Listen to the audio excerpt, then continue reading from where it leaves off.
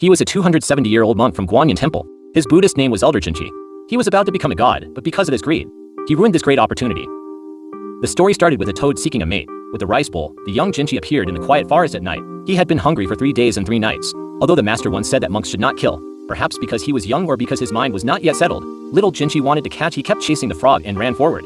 However, he ran into a big black bear eating. Jinchi was so scared that he sat on the ground and couldn't move. He watched the big black bear approaching. All he could do was close his eyes and chant Amitabha. However, surprisingly, the big black bear didn't eat him. Instead, it handed him a bag of gold and silver jewelry. Jinchi was confused. He didn't understand why the big black bear gave him these things until the other party he motioned him to look forward. There was a Zen temple there. It was more famous than Jinchi's previous temple. It was also more impressive. It turned out that big black bear wanted to help him. Jinchi immediately understood and took the gold, silver and jewelry as a stepping stone. He successfully entered the Zen temple and became a little sand fan. Soon, time flew by. Jinchi grew up, but compared to his brothers, his progress in cultivation was very slow. Not to mention that he had a gorgeous gacha that showed his status. But fortunately, Big Black Bear's cultivation had greatly increased in the past few years. He helped Jinchi again. He understood the Dharma, which helped him to wear the gacha and helped him to rise step by step until he surpassed all other brothers and finally became an elder and host above 10,000 people. What's more amazing is that he lived to the age of 270. Along the way, Jin Kai, with the help of Black Bear Jin, made a lot of money. His biggest hobby was to collect the gacha, which was time-consuming, labor-intensive and expensive. The disciples of the Zen temple alone knew about it, and there were 700 or 800 pieces. The variety of gacha styles and the luxury of fabrics were simply dazzling and amazing.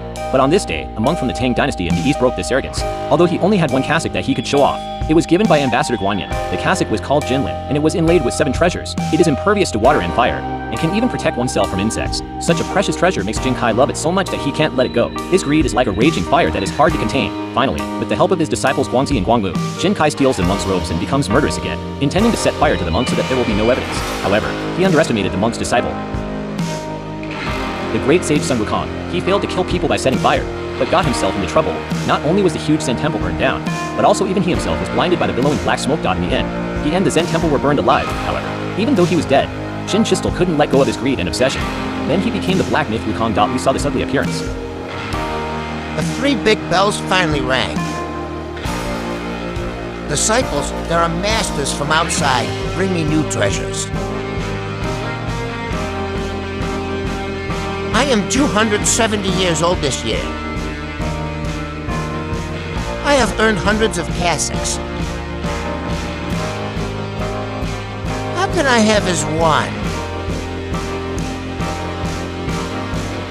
No. Guangxi Guanglu. I don't want that cassock anymore. I don't want it anymore. Just don't burn it. Just don't burn it.